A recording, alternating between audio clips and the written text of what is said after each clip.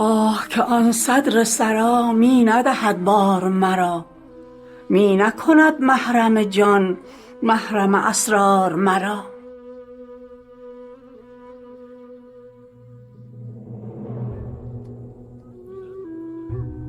نغزی و خوبی و فرش، آتش تیز نظرش، پرسش همچون شکرش کرد گرفتار مرا.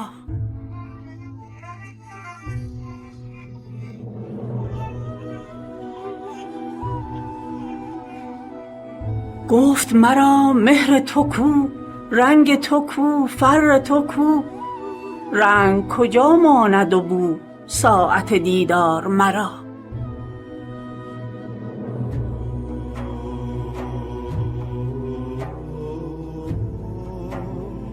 غرقه جوی کرمم، بنده آن صبحدمم، کان گل خوشبوی کشد جانب گلزار مرا.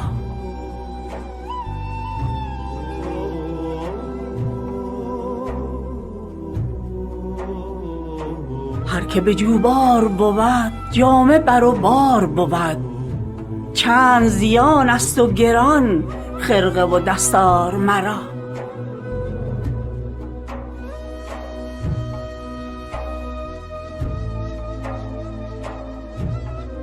ملکت و اسباب گزین، ماه رخان شکرین، هست به معنی چو بود یار وفادار مرا.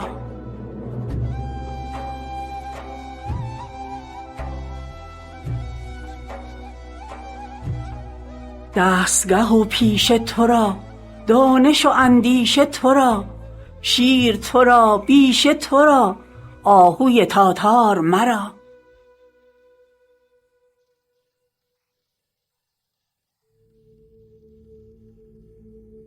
نیست کند هست کند، بی دل و بی دست کند، باده دهد مست کند ساقی خمار مرا.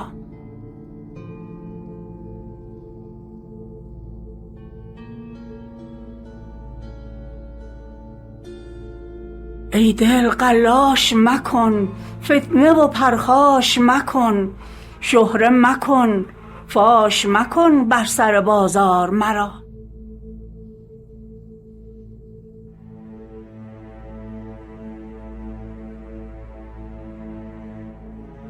گر شکند پند مرا، زفت کند بند مرا، بر طمع ساختن یار خریدار مرا.